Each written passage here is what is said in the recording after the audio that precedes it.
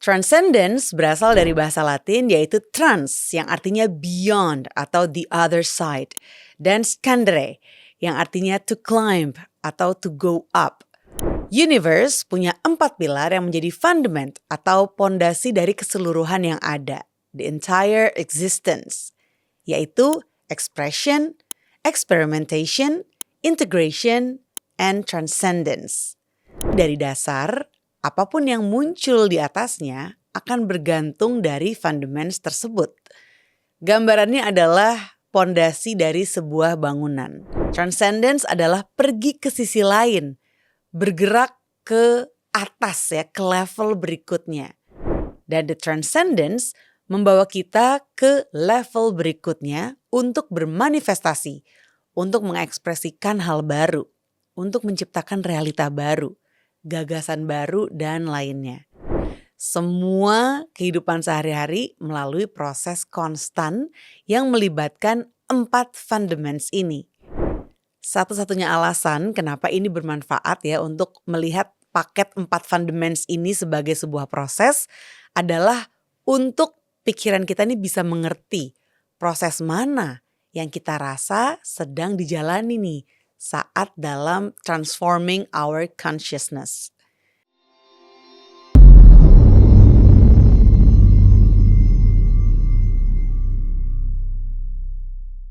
Hello, welcome back to Anthem, Andari and the Theater of the Mind. Episode kali ini gue pengen bahas tentang sebuah konsep yang cukup menggaung di pikiranku di tahun 2025 ini dan cukup resonate ya dengan pengalaman, khususnya di akhir tahun 2025, yaitu tentang transcendence. Source untuk memahami transcendence gue dapat dari Matías De Stefano, the consciousness educator dari Argentina, lewat video di YouTube channelnya yaitu Path to I Am. Kita mulai dari etimologinya dulu. Transcendence berasal dari bahasa Latin yaitu trans yang artinya beyond atau the other side. Dan scendere yang artinya to climb atau to go up. Menurut Matías, transcend adalah salah satu dari universal fundaments atau dasar-dasar semesta. Universe punya 4 fundaments. Apa itu fundaments? Fundaments adalah sesuatu yang di dasar, jauh di bawah, di atas lubang. Ketika kita bilang profound adalah di dalam fundaments. Sesuatu yang sangat rendah, jauh di bawah, di basement. Itu berarti dari dasar, apapun yang muncul di atasnya akan bergantung dari fundaments tersebut. Gambarannya adalah pondasi dari sebuah bangunan. Kalau ambil contoh seperti pondasi bangunan, pondasi adalah struktur utama dari sebuah bangunan. Dan kita bisa mendekorasikan bangunan dengan apapun di sekitarnya dan melakukan apapun dengan bangunan itu.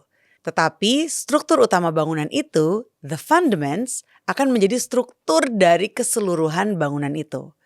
Universe punya 4 pilar yang menjadi fundament atau pondasi dari keseluruhan yang ada, the entire existence, yaitu expression, experimentation, integration, and transcendence.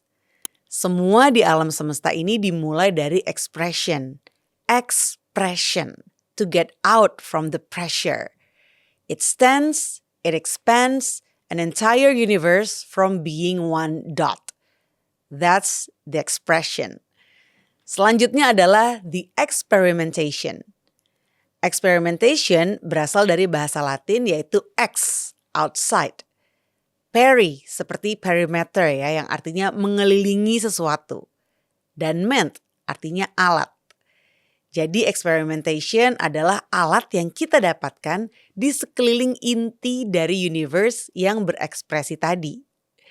Jadi pada dasarnya experimentation adalah momen yang mana consciousness menggunakan alat yang telah berekspresi di alam semesta. Setelah experimentation, kita mencapai integration. Integration berarti semua yang mengelilingi inti universe yang tak beraturan mulai membentuk jaringan. Mereka menciptakan network.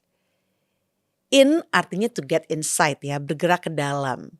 Dan tegument adalah tissue atau jaringan halus yang menciptakan jaringan atau network. Jadi semua yang di sekeliling bentuk yang chaos sekarang punya ideas atau gagasan ya dan logika dalam matrix yang mana mereka terhubung satu sama lain. Jadi integration adalah action untuk meletakkan semua yang ada di sekeliling dalam pola yang logis, a logical pattern. Itulah integrasi. Dan yang terakhir adalah transcendence. Transcendence adalah pergi ke sisi lain, bergerak ke atas ya, ke level berikutnya. Kenapa? Karena ketika kita berintegrasi dan bisa melihat keseluruhan pattern adalah momen ketika kita menyadari kenapa sih kita itu berekspresi seperti itu? Kenapa dan apa nih yang baru saja kita experimenting yang sekarang memiliki logika yang baru? Jadi dari sudut pandang itu sekarang kita mampu melakukan transcendental action dari apa yang kita lakukan sebelumnya. Sehingga kita bisa ke depannya melakukan hal dengan lebih baik lagi. Dan the transcendence membawa kita ke level berikutnya untuk bermanifestasi, untuk mengekspresikan hal baru, untuk menciptakan realita baru, gagasan baru dan lainnya. Kenapa mereka adalah the fundaments? Karena kita melakukan 4 hal itu setiap detik dalam hidup kita. Every second of our existence. Jadi ini adalah the fundaments of all the things. Fundaments dari semua hal. Karena pada dasarnya kita melakukannya setiap detik seperti misalnya nih saat proses bernafas. Fundaments ini juga berkaitan dengan proses makan, sirkulasi darah, dengan segala kegiatan sehari-hari kita lah ya dari bangun sampai tidur. Semua kehidupan sehari-hari melalui proses konstan yang melibatkan 4 fundaments ini. Semua makhluk, baik itu organik maupun inorganik, melalui siklus ini. Jadi penting untuk diketahui bahwa ini bukanlah proses yang linear ya. Misal nih dari ekspresi terus ke eksperimen terus ke integrasi, nah bukan kayak gitu. Tetapi semua fundaments adalah kolom atau pilar dari sebuah bangunan. Jadi bukan setiap kolom itu bergerak atau dibangun sebelum yang lainnya. Karena kalau begitu kita gak akan pernah punya bangunan berarti ya. Keempatnya ini bekerja bersama. Jadi ketika kita mengekspresikan diri kita, ketiga lainnya juga beraksi. Ketika kita bereksperimen, yang 3 lainnya juga ikut beraksi. Dan begitu pun dengan integrasi dan juga transcendence. Satu-satunya alasan kenapa ini bermanfaat ya untuk melihat paket 4 fundaments ini sebagai sebuah proses adalah untuk pikiran kita ini bisa mengerti proses mana yang kita rasa sedang dijalani nih saat dalam transforming our consciousness. Jadi sekarang kita tahu bahwa 4 itu adalah the fundaments of the universe. Semuanya bergerak melalui 4 fundaments itu. Fundaments ini juga bisa dipahami dengan mengaitkannya dengan konsep waktu dan ruang. Kita bisa memahaminya dengan mengaitkan bahwa ekspresi itu seperti air, experimentation seperti bumi, integration sebagai api gitu ya, dan transcendence sebagai udara. Kita juga bisa memahami fundaments ini sebagai musim. Expression adalah musim semi, experimentation sebagai musim panas, integration sebagai musim gugur, dan transcendence sebagai musim dingin.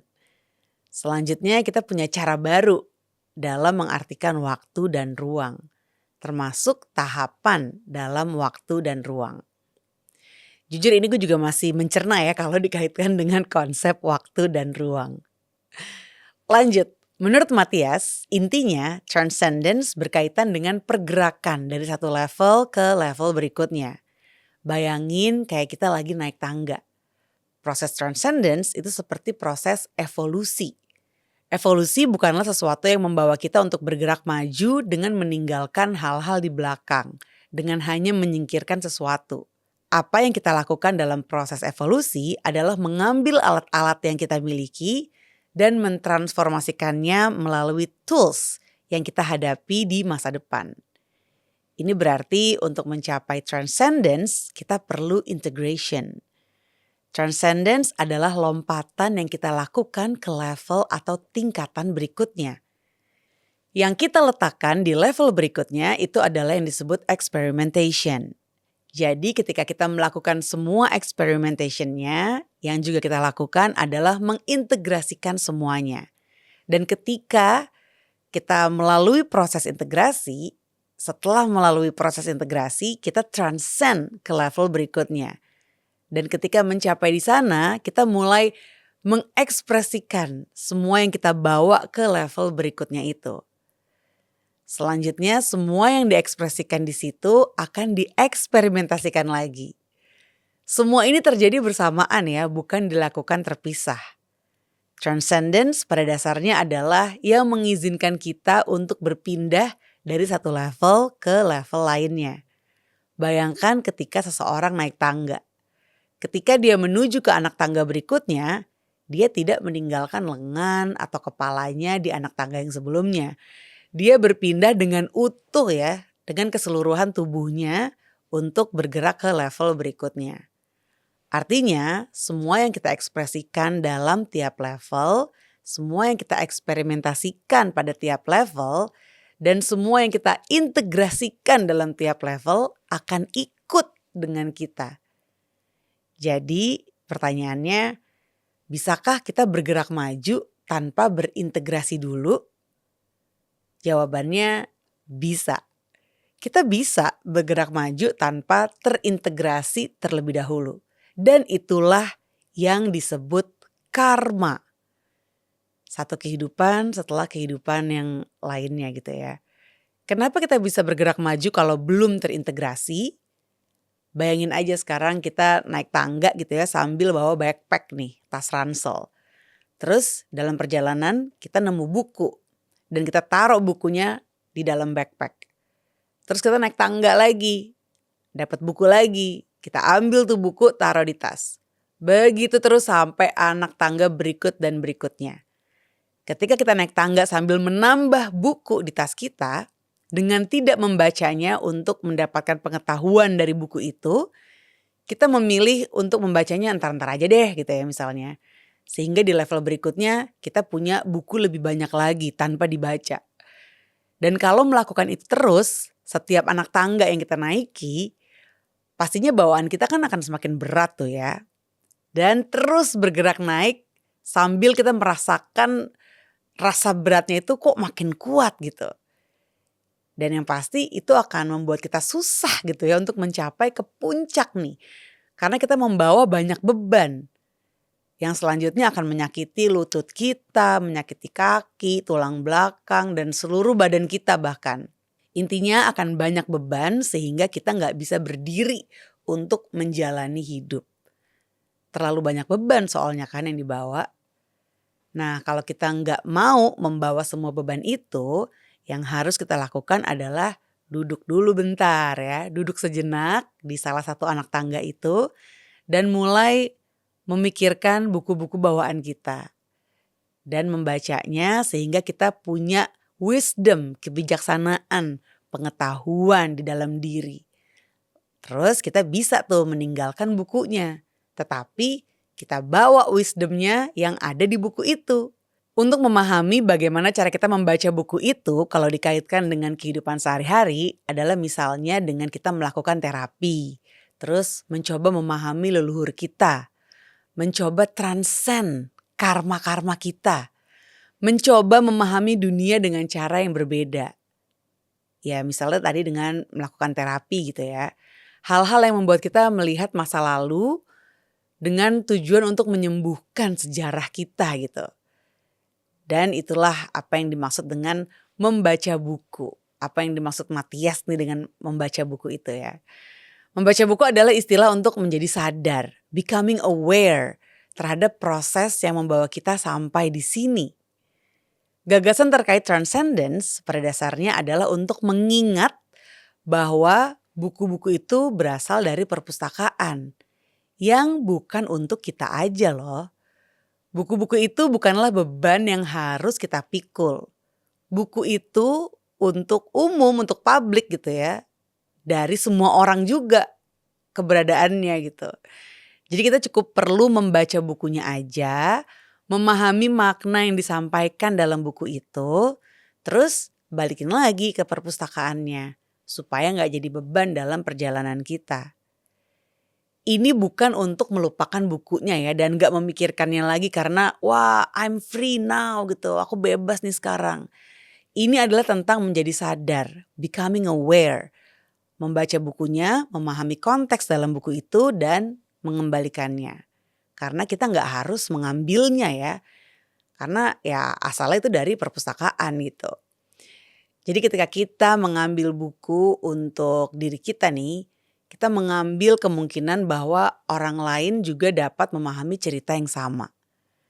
Dan sebenarnya untuk tiap orang, buku itu punya makna yang berbeda dengan informasi yang berbeda. Karena sebenarnya tiap orang punya sudut pandang yang berbeda dalam memaknai sesuatu. Tiap orang punya pemahaman yang berbeda untuk topik yang sama. Transcendence adalah tentang bergerak maju terus dengan menyerap pengetahuan di dalam diri. Ada satu exercise dari Matthias untuk kita memahami proses transcendence ini. Latihannya adalah dengan kita naik tangga. Perhatikan tiap langkah saat menaiki anak tangga, seakan-akan itu adalah pengalaman sepanjang hidup kita. Sehingga kita bisa acknowledge kalau kita di sini, di momen ini, karena semua langkah yang kita lakukan sebelumnya. Bukan dengan kita melupakan semua langkah itu, tapi justru dengan kita mengenali semua langkah itu. Dan juga dengan mengetahui bahwa kita bukan itu lagi, bukan langkah itu lagi gitu ya. Menyadari bahwa banyak hal yang sudah berubah nih sekarang, bahwa kita berbeda dari sebelumnya. Sehingga kita menghormati langkah perjalanan yang telah kita lalui itu sampai sekarang. Sambil melepaskan semua beban perjalanannya. Dan untuk itu kita perlu acknowledge it. Latihannya adalah setiap menaiki anak tangga, anggaplah itu usia kita dalam menjalani proses hidup. Sambil mengingat apapun yang mampu kita ingat di usia itu. Dari mulai umur 1 tahun untuk anak tangga pertama, sampai seterusnya seusia kita sekarang. Setiap melangkah naik, usahakanlah untuk mengingat apa yang otak kita mampu ingat gitu ya dari tahun itu. Bisa aja kita mengingat dengan rasa di lidah gitu pada saat umur segitu. Atau aroma yang kita hirup saat usia itu. Atau mungkin warna yang kita lihat. Jadi intinya gak harus ingatan spesifik tentang satu kejadian ya. Ketika kita melakukan prosesnya, mengingat-ingat, wah umur 2 tahun tuh apa yang waktu itu gue lihat ya. Atau apa yang gue rasain di lidah gitu. Gue menyentuh tekstur apa ya pada waktu itu. Nah ketika kita melakukan itu, otak kita akan menunjukkan gambaran apa yang muncul. Yang sebenarnya tidak harus kita pikirkan keras gitu ya. Tapi ya kita niat aja dulu ngelakuinnya dan nanti otak kita akan menunjukkan gitu. Gambaran apa yang sebenarnya tersimpan di otak kita saat kita usia itu. Dan kalau usia kita tuh melebihi jumlah anak tangganya, kita bisa melakukannya berulang. Kayak turun lagi, terus naik lagi gitu. Sampai sejumlah usia kita. Yang penting proses mengingatnya itu dilakukan pas kita naik tangga. Jadi pas proses naik ya. Kalau misalnya harus berulang pas turun ya gak usah dilakuin proses mengingatnya itu. Jadi itu cuma dilakukan pas kita naik aja. Sampai jumlah langkah kita itu sejumlah usia kita. Ini bisa dilakukan di mana aja, yang penting melangkah naik dan sambil mengingat apa yang terjadi di usia kita sesuai dengan hitungan langkah naiknya itu. Ketika sudah sampai di langkah akhir, yang mana berarti di usia kita yang sekarang, kita lihat ke belakang lagi tuh. Dan ketika kita mulai melakukan itu, kita kontemplasikan semua cerita, semua sejarah hidup kita dalam satu piece atau potongan gambar gitu ya. Dan latihan ini katanya sih membantu tubuh dan jiwa kita untuk mengenali, acknowledge atau memahami semua hal yang telah kita transendensikan.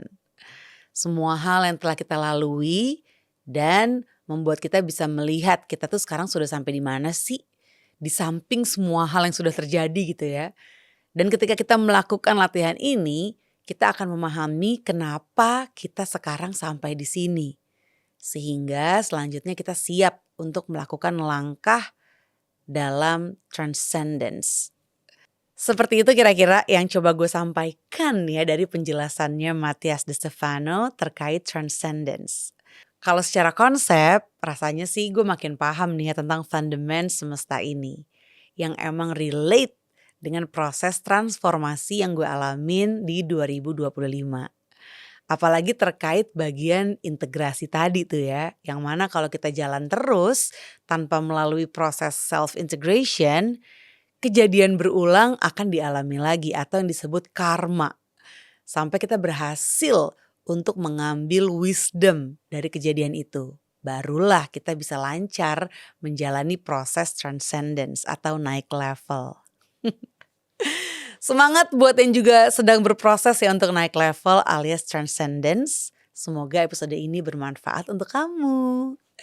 Silakan kalau mau sharing-sharing tulis aja di kolom komen ya terkait transformasi diri, transcendence atau pemahaman kamu tentang transcendence itu. Silakan tulis di kolom komen.